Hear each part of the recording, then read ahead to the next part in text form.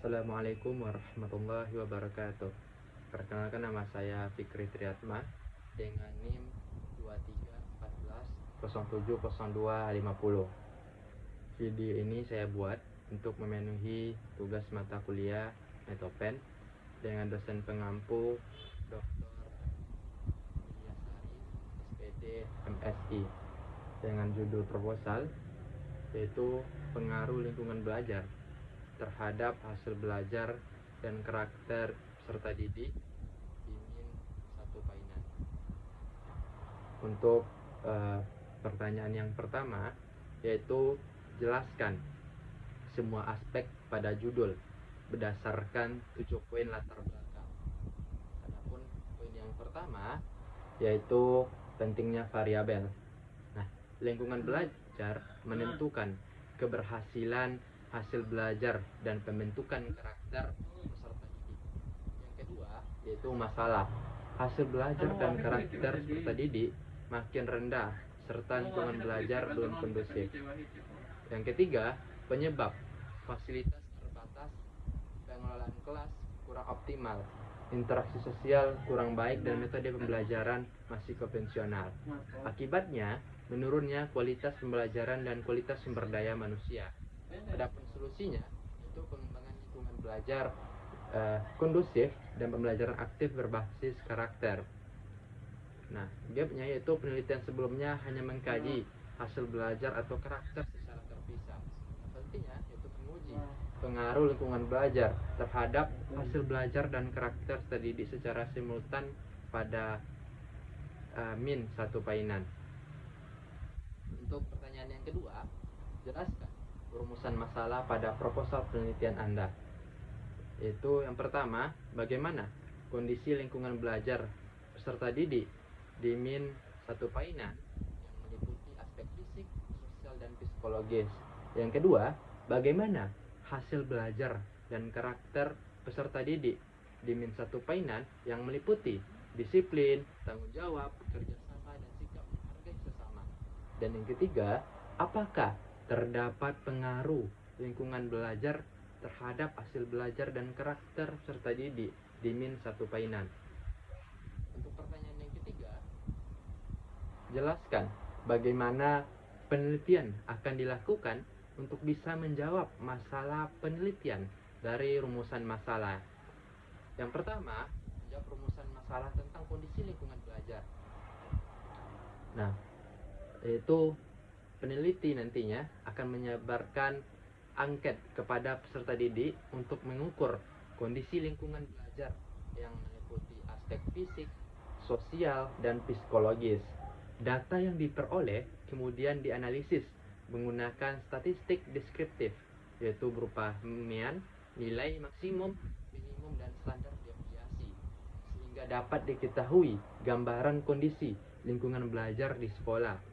Yang kedua, untuk menjawab rumusan masalah tentang hasil belajar dan karakter peserta didik, data hasil belajar diperoleh dari dokumentasi nilai ulangan, tugas, atau rapor peserta didik. Sedangkan data karakter diperoleh melalui angket yang mengukur disiplin, tanggung jawab, kerjasama, dan sikap menghargai sesama. Selanjutnya, data dianalisis secara deskriptif untuk mengetahui tingkat hasil belajar dan karakter peserta didik. Yang ketiga, untuk menjawab rumusan masalah tentang pengaruh lingkungan belajar terhadap hasil belajar dan karakter. Setelah data terkumpul, peneliti melakukan uji prasyarat berupa uji normalitas dan uji homogenitas.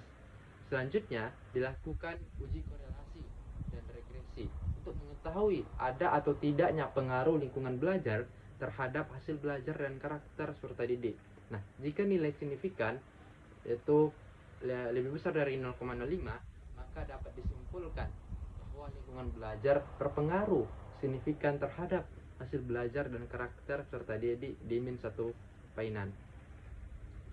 Untuk pertanyaan yang keempat, yaitu jika penelitian, eksperimen, ataupun korelasi, maka jelaskan di mana data penelitian diambil dan cara pengambilan sampelnya ataupun tahapannya bagaimana. Nah, penelitian ini menggunakan pendekatan quantitative correlation atau ex post facto yang bertujuan mengetahui hubungan dan pengaruh lingkungan belajar terhadap hasil belajar dan karakter peserta didik. Populasi penelitian yaitu seluruh subjek yang menjadi sasaran penelitian. Dalam penelitian ini, populasi yang digunakan adalah seluruh peserta didik kelas 4 min 1 Painan yang berjumlah 58 siswa, yang terdiri dari kelas 4A 30 siswa, kelas 4B 28 siswa. Total populasinya yaitu 58 siswa. Dan pengambilan sampel yaitu adalah cluster sampling, yaitu sampling kelompok, yaitu pengambilan sampel berdasarkan kelompok kelas yang sudah ada. Tahapan pengambilan sampel yang pertama menentukan populasi penelitian, yaitu seluruh siswa kelas 4 min 1 Painan yang berjumlah 58 orang. Dan selanjutnya mengidentifikasi kelompok ataupun klaster yang ada dalam populasi, yaitu kelas 4A dan kelas 4B. Dan yang ketiga, menetapkan kelas sampel berdasarkan pertimbangan kesamaan karakteristik, kemudahan akses, dan keterwakilan populasi. Dalam penelitian ini dipilih yaitu kelas 4A sebanyak 30 siswa, kelas 4B sebanyak 28 siswa. Yang keempat, melakukan uji prasyarat, yaitu uji normalitas untuk mengetahui apakah data berdistribusi normal, dan juga melakukan uji homogenitas untuk mengetahui kesamaan varian antar kelas. Yang kelima, menetapkan seluruh siswa pada kedua kelas sebagai sampel penelitian, sehingga jumlah sampel sama dengan jumlah populasi, yaitu 58 siswa. Untuk pertanyaan yang kelima, apa instrumen yang digunakan untuk memperoleh data yang digunakan menjawab rumusan masalah? Nah, untuk rumusan masalah yaitu kondisi lingkungan belajar peserta didik. Nah, instrumen yang digunakan adalah angket lingkungan belajar. Nah, di sana nanti ada kriteria penilaiannya, ada berupa skala Likert. Selanjutnya untuk hasil belajar peserta didik menggunakan dokumentasi nilai, yaitu nilai ulangan, nilai UAS, dan nilai rapor peserta didik. Sedangkan untuk karakter peserta didik yaitu menggunakan angket karakter sama dengan kondisi lingkungan belajar peserta didik. Untuk pertanyaan yang keenam, bagaimana cara mendapatkan instrumen yang memenuhi kriteria instrumen yang baik untuk mendapatkan data? Nah, yang pertama yaitu menyusun instrumen berdasarkan teori dan indikator variabel. Yang kedua, melakukan uji validitas, uji valid untuk memastikan ketetapan pengukuran. Yang ketiga, melakukan uji reliabilitas untuk memastikan konsistensi pengukuran. Dan yang keempat, merevisi instrumen yang belum memenuhi syarat. Dan yang kelima, menggunakan instrumen yang telah terbukti valid dan reliable. Dengan cara tersebut, data yang diperoleh akan lebih akurat, objektif, dan dapat dipercaya, sehingga hasil penelitian memiliki kualitas ilmiah yang baik. Untuk pertanyaan yang ketujuh, bagaimana cara mengolah data dari setiap instrumen yang digunakan? Untuk data yang pertama yaitu data angket lingkungan belajar. Data diperoleh dari jawaban peserta didik pada angket skala Likert. Langkah-langkah pengolahan datanya, yang pertama yaitu memberikan skor pada setiap jawaban. Sangat setuju dengan nilai 4, setuju dengan nilai 3, tidak setuju dengan nilai 2, sangat tidak setuju dengan nilai 1. Selanjutnya, menjumlahkan skor seluruh item setiap responden, dan juga menghitung skor total dan rata-rata untuk mengetahui kondisi lingkungan belajar peserta didik. Selanjutnya, memasukkan data ke SPSS untuk dianalisis menggunakan statistik deskriptif, korelasi, dan regresi. Adapun yang kedua, untuk pengolahan data angket karakter peserta didik. Data diperoleh dari angket yang mengukur disiplin, tanggung jawab, serta kerjasama dan menghargai sesama. Langkah-langkah pengolahan datanya, yang pertama, memberikan skor pada setiap jawaban menggunakan skala Likert sama seperti yang di atas, dan juga menjumlahkan skor setiap indikator karakter. Yang ketiga, menghitung skor total karakter masing-masing peserta didik.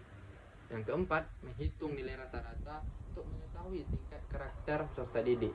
Yang kelima, memasukkan data ke SPSS untuk analisis statistik. Adapun yang ketiga, pengolahan data dokumentasi hasil belajar. Nah, data diperoleh dari nilai ulangan harian, nilai tugas, dan juga nilai rapor peserta didik. Langkah-langkah pengolahan datanya, yang pertama, mengumpulkan seluruh nilai peserta didik. Yang kedua, memeriksa kelengkapan data nilai. Dan yang ketiga, menghitung nilai rata-rata hasil belajar jika menggunakan beberapa sumber nilai. Yang keempat, menyusun data dalam tabel. Yang kelima, memasukkan data ke SPSS untuk dianalisis bersama variabel lainnya. Nah, setelah data semua terkumpul, maka ketiga instrumen diolah. Dilakukan yang pertama itu analisis statistik deskriptif, yaitu untuk mengetahui nilai rata-rata, nilai maksimum, nilai minimum, dan standar deviasi. Dan juga dilakukan uji prasyarat, uji normalitas, dan uji homogenitas. Dan juga uji hipotesis, yaitu uji korelasi Pearson untuk mengetahui hubungan antar variabel, dan uji regresi sederhana untuk mengetahui pengaruh lingkungan belajar terhadap hasil belajar dan karakter. Dan juga uji T untuk mengetahui pengaruh secara parsial. Dan juga uji F untuk mengetahui pengaruh secara simultan. Untuk pertanyaan terakhir yaitu nomor 8, bagaimana cara menggunakan data hasil analisis untuk menjawab masalah pada rumusan masalah. Nah, yang pertama, untuk masalah kondisi lingkungan belajar, yaitu cara menjawabnya itu menggunakan hasil analisis statistik deskriptif, yaitu mean, minimum, dan maksimum, dan standar deviasi. Nah, jika rata-rata skor lingkungan belajar berada pada kategori tinggi, maka dapat disimpulkan bahwa lingkungan belajar peserta didik sudah baik. Sebaliknya, jika rata-rata berada pada kategori rendah, maka lingkungan belajar masih perlu ditingkatkan. Adapun untuk yang poin yang kedua, yaitu hasil belajar dan karakter peserta didik. Cara menjawabnya yaitu menggunakan hasil analisis deskriptif terhadap nilai hasil belajar dan skor karakter. Dan juga nilai rata-rata hasil belajar digunakan untuk melihat tingkat pencapaian akademik peserta didik. Dan juga skor rata-rata karakter digunakan untuk mengetahui tingkat disiplin, tanggung jawab, kerjasama, dan sikap menghargai sesama. Untuk yang poin yang ketiga, untuk rumusan masalah tentang pengaruh lingkungan belajar terhadap hasil belajar dan karakter.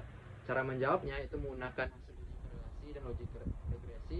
Dan juga jika nilai signifikan lebih besar dari 0,05, maka terdapat pengaruh yang signifikan. Dan jika nilai signifikansi lebih kecil dari 0,05, maka tidak terdapat pengaruh yang signifikan. Nah, besarnya pengaruh dari koefisien determinasi. Semakin besar nilai determinasi, semakin besar kontribusi lingkungan belajar terhadap hasil belajar dan karakter peserta didik. Demikianlah video untuk memenuhi tugas Metopen. Banyak maaf. Saya tutup dengan Assalamualaikum warahmatullahi wabarakatuh.